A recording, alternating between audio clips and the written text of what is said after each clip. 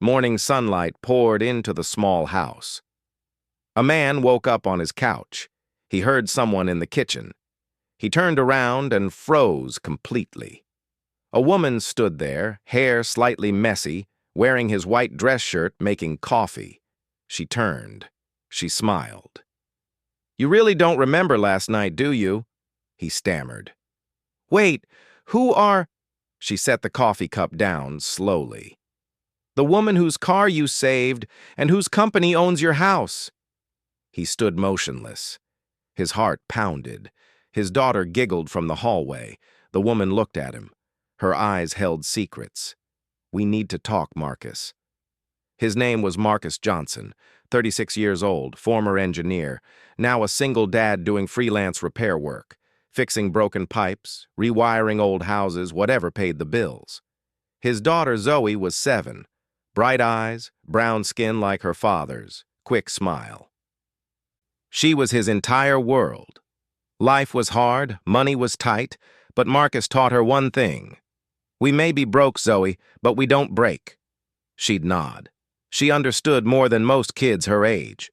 One night, a storm hit. Rain hammered the streets, thunder cracked the sky, and Marcus was driving home from a late job. His truck struggled through the flooding roads. Then he saw it.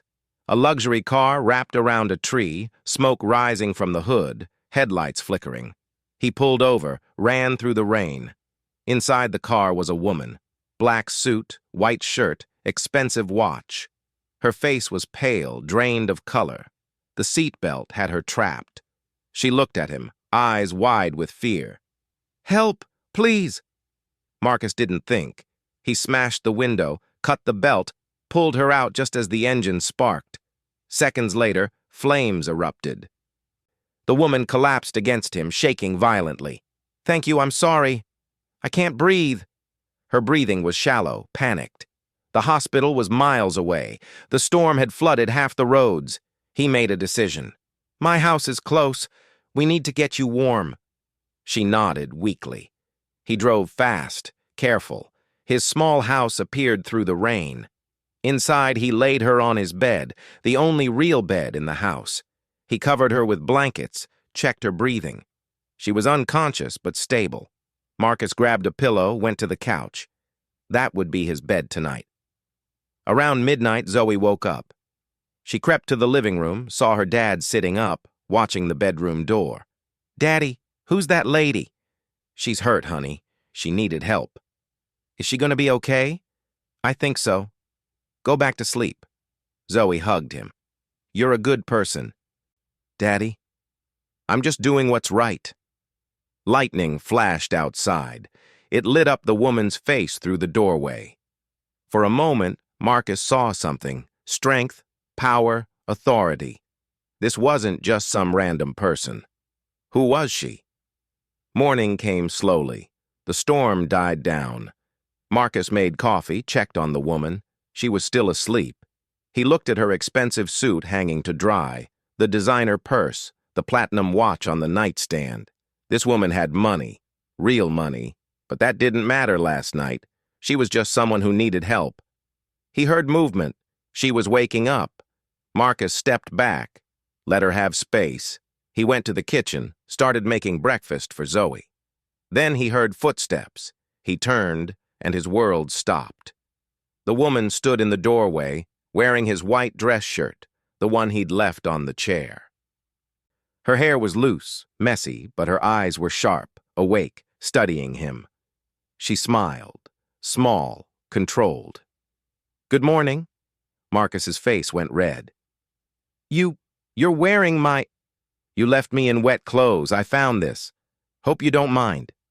Her voice was calm, confident, almost amused. Zoe ran in. "Who are you?" she asked. The woman knelt down, eye level with Zoe. "Just someone your dad saved." Marcus stood frozen. This woman, in his shirt, in his kitchen, making herself at home. "I can call you a taxi," he said. His voice sounded stiff, awkward. "No need. My driver's outside." "Your driver?" She poured herself coffee, took a sip. "He's been there since 6 a.m., waiting." Marcus blinked. You could have left hours ago. I wanted to thank you properly. She set the cup down. And return this. She gestured to the shirt.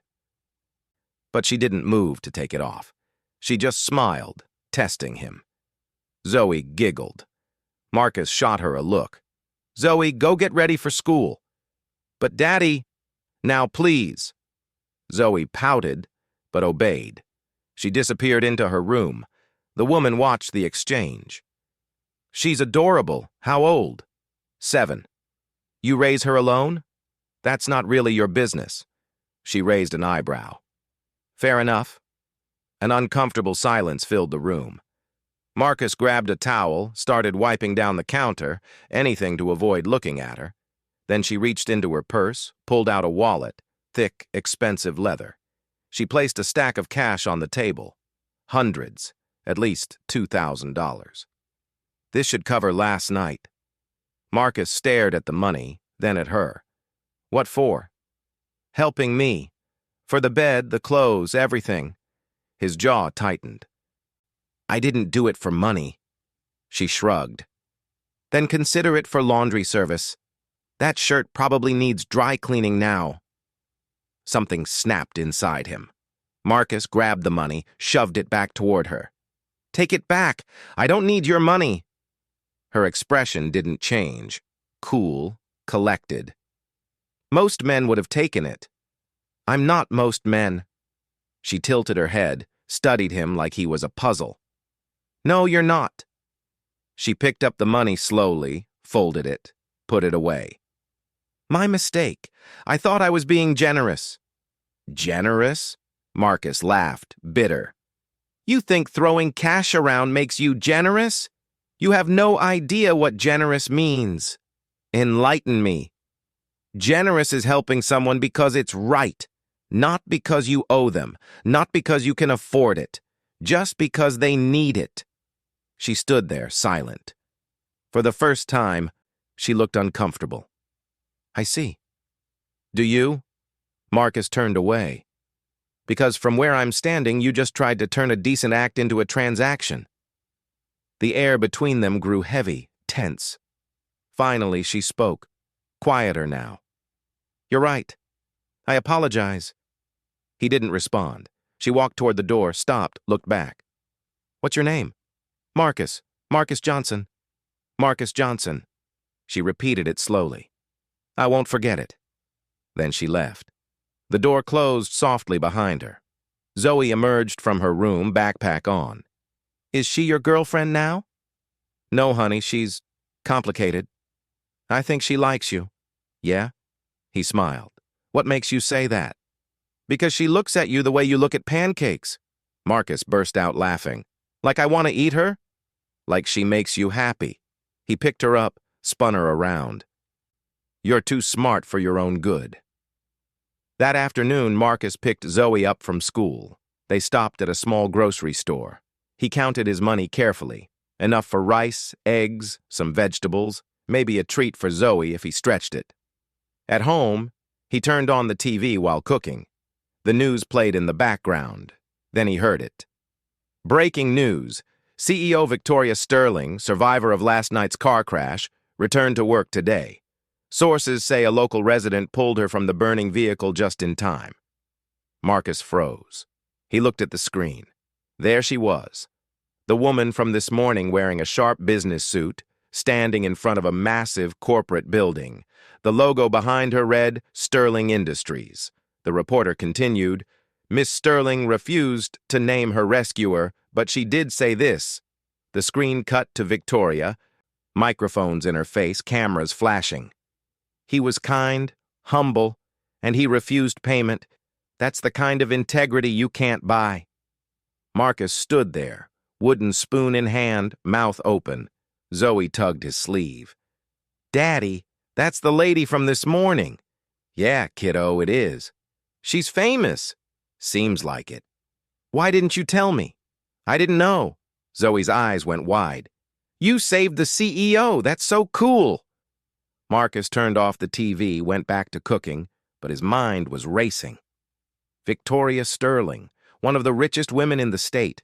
known for buying out companies, building empires, crushing competitors, and he just yelled at her, throwing her money back in her face. He laughed, couldn't help it. Well, that's my luck. Zoe climbed onto a chair. Do you think she'll come back? I doubt it, honey. I hope she does. I liked her. Marcus ruffled her hair, her tight curls bouncing under his hand. You like everyone. Not everyone, just people who are nice. And she seemed nice under all the fancy stuff. Marcus smiled. His daughter always seeing the good in people. Maybe she was right. Maybe Victoria wasn't just a cold businesswoman. Maybe she was something more. But he'd never know. People like her didn't come back to neighborhoods like this. That chapter was closed, or so he thought. Type respect if you believe dignity can't be bought. 3 days passed. Marcus tried to forget about Victoria Sterling. He had work to do, bills to pay, a daughter to raise. But the universe had other plans. He was at Zoe's school, fixing a burst pipe in the teacher's lounge. His hands were dirty, grease on his shirt. Just another day. Then he heard it. A car engine, smooth, expensive, purring like a predator. He looked up. A black luxury sedan pulled into the parking lot. Tinted windows, chrome details. The kind of car that didn't belong in this neighborhood. The door opened. Out stepped Victoria Sterling. White business suit, heels clicking on pavement, sunglasses covering her eyes. She walked straight toward him. Parents stopped talking. Teachers stared. Everyone watched. Marcus stood up, wiped his dark hands on a rag, leaving grease streaks. Can I help you? She removed her sunglasses, looked directly at him. Mr. Johnson, we need to talk. He sighed. If it's about the money again, it's not. Her voice was firm. It's about the truth. She pulled out her phone, turned it toward him. Security footage, grainy, time-stamped. It showed Marcus carrying her from the burning car.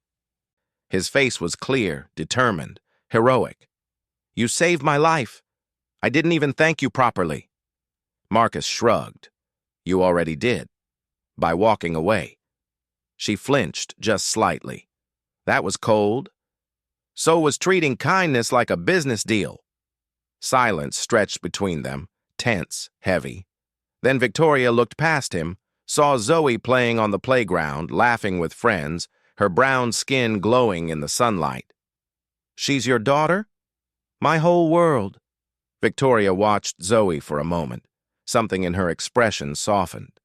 She's lucky to have you. I'm lucky to have her. Victoria stepped closer, lowered her voice. Marcus, I came here to apologize, and to make something right. You don't owe me anything. Maybe not. But I want to do this anyway. She pulled an envelope from her bag, opened it. Inside was a legal document. Marcus recognized the letterhead, his landlord's property management company. What is this? I own the building you rent. As of yesterday, I bought it outright. His stomach dropped. You what? And as of this morning, your lease is paid off. The house is yours, free and clear. Marcus stepped back. His head spun. You think kindness is a debt to be repaid? I don't want this. It's not about debt. Her eyes held his, steady, sincere. It's about starting something better. Better for who? Your conscience? She didn't blink. For people like you who do the right thing and get nothing in return. I got something. I got to sleep knowing I helped someone. That's enough. Is it? She gestured around. Is this enough? Working yourself to the bone, struggling every month? You deserve more? I don't need saving. Everyone needs saving sometimes. Her voice cracked, just a little. Even me. Marcus paused. He saw something in her eyes. Vulnerability, pain. This wasn't just about him. What happened to you? Victoria looked away. I grew up poor. Foster care. Group homes. I clawed my way to the top, and somewhere along the way I forgot what it felt like to be helpless. Until the crash. Until the crash? She smiled sadly. You reminded me that money can't buy character. It can't buy courage. And it definitely can't buy the kind of man who saves a stranger in a storm. Marcus felt his anger melting slowly.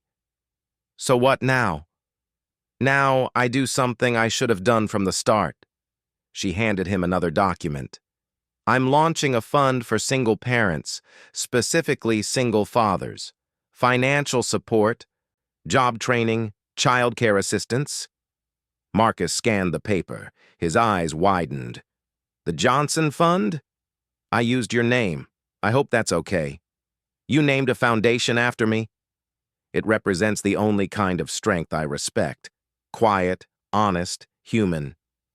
He stared at the document, his name in bold letters, connected to something bigger than himself. I don't know what to say. Say you'll be part of it. Say you'll help me identify families who need support. You know this community better than I ever could. You want me to work with you? I want you to guide me. Keep me honest. Make sure this actually helps people, not just my reputation. Marcus looked at Zoe, still playing, innocent, happy. He thought about all the nights he'd stayed up worrying about rent, about food, about whether he was enough. If I do this, we do it my way. No PR stunts, no photo ops, just real help for real people. Victoria extended her hand. Deal. He shook it. Her grip was firm, confident, equal. Then she smiled, mischievous. Oh, and one more thing. What? I still have your shirt. Marcus laughed, actually laughed. Keep it. It looks better on you anyway. A crowd had formed. Parents, teachers. Someone had their phone out recording. A reporter pushed forward. Local news. Miss Sterling, are you two together? Victoria glanced at Marcus. Her eyes sparkled. Not yet, but he did lend me his favorite shirt. The crowd erupted in laughter, whispers, speculation. Marcus shook his head, grinning despite himself. You're impossible. I prefer determined. Zoe ran over, breathless, excited. Daddy, is that the lady from TV? Yes, sweetheart, it is. Zoe looked up at Victoria. Are you going to help my daddy? Victoria knelt down, eye level. I'm going to try. Is that okay with you? Only if you're nice to him. He's the best daddy in the world. I can see that. Victoria's voice was soft, genuine. I promise I'll be nice. Zoe hugged her, sudden, spontaneous. Victoria froze, then slowly, carefully she hugged back. When Zoe ran back to her friends, Victoria stood. Her eyes were wet. She's incredible. She's my reason for everything, Victoria nodded. Then let's make sure her daddy doesn't have to struggle anymore. As she walked back to her car, she turned one last time. I'll send the paperwork this week. And Marcus? Yeah? Thank you for reminding me why I started this company in the first place. Why's that? To help people who helped me when I had nothing. She drove away. Marcus stood there, document in hand, heart pounding, life changing. Zoe tugged his sleeve. Daddy, is she your girlfriend now? No, honey, she's complicated. I think she likes you. Yeah? He smiled. What makes you say that? Because she looks at you the way you look at pancakes. Marcus burst out laughing. Like I want to eat her? Like she makes you happy. He picked her up, spun her around. You're too smart for your own good. Maybe Zoe was right. Maybe something was starting. Something unexpected. Something real. Time would tell. 1 month later. Downtown Convention Center. Press everywhere. Cameras, reporters, influencers. The launch event for the Johnson Fund. Marcus stood backstage, uncomfortable in a borrowed suit. Tie too tight. Shoes too shiny. This wasn't his world. Zoe sat beside him, pretty dress, her hair in neat braids. She swung her legs excitedly. Daddy, are you famous now? No, baby, I'm just here. But they named it after you. That doesn't make me famous, just lucky. A production assistant approached. Mr. Johnson, you're on in 5. His stomach flipped. I thought I was just attending. Miss Sterling wants you on stage, didn't she tell you? No, she definitely didn't tell me, Zoe giggled. You're gonna be on TV, Daddy. Thanks for the reminder. The lights dimmed. Music played. The crowd quieted. Victoria walked on stage, confident, powerful. She owned the room instantly. Good evening. Thank you all for coming. Tonight we launch something special, something personal. The Johnson Fund. Applause filled the hall. Cameras flashed. This fund exists because of one man, a man who saved my life and asked for nothing in return. A man who showed me that true strength isn't measured in dollars. It's measured in character. She looked toward the wings, directly at Marcus. Marcus Johnson, please join me. His heart stopped. Zoe pushed him. Go, Daddy. He walked on stage, legs shaking, lights blinding. The crowd erupted in applause. Victoria handed him a microphone. Say something. He stared at her. You didn't warn me. I wanted it to be genuine. She smiled. Speak from the heart. Marcus turned to the audience. Hundreds of faces, all watching, waiting. He cleared his throat. I'm not good at speeches. I'm a handyman. I fix pipes. I change light bulbs. That's what I do. He paused, gathered his thoughts. But being a single dad taught me something. You don't need money to be rich. You need people who believe in you. You need moments that remind you why you keep going. His voice steadied. That night in the storm, I didn't save Victoria because I wanted recognition. I saved her because it was right. And somehow that one moment changed everything. He looked at Victoria. She could have forgotten about me, moved on with her life. But she didn't. She came back. She listened. She cared. That's rare. The audience was silent, hanging on every word. This fund isn't about me. It's about every parent out there doing their best, every dad working 2 jobs, every mom stretching every dollar, every person who feels invisible. His voice grew stronger. You're not invisible. You matter. And now you have support. Real support. The crowd stood. Applause thundered through the hall. Marcus stepped back, overwhelmed. Victoria took his hand, squeezed it. Perfect. After the event, they stood in a quiet hallway, Zoe asleep on a lobby couch nearby. Victoria pulled out a small box. I got you something. You've given me enough. Just open it. Inside was a pen, engraved. The inscription read, For the man who didn't sell his kindness. Marcus's throat tightened. You didn't have to do this. I know, but I wanted to. She stepped closer. You changed my life, Marcus. You changed mine, too. They stood there, close, the air between them charged, electric. I still have your shirt, she whispered. I know. I saw you wearing it in the article last week. She laughed softly. It's my favorite now. Mine, too, even though you're wearing it. Especially because I'm wearing it. She smiled, genuine, warm. You're full of surprises, Marcus Johnson. So are you, Victoria Sterling.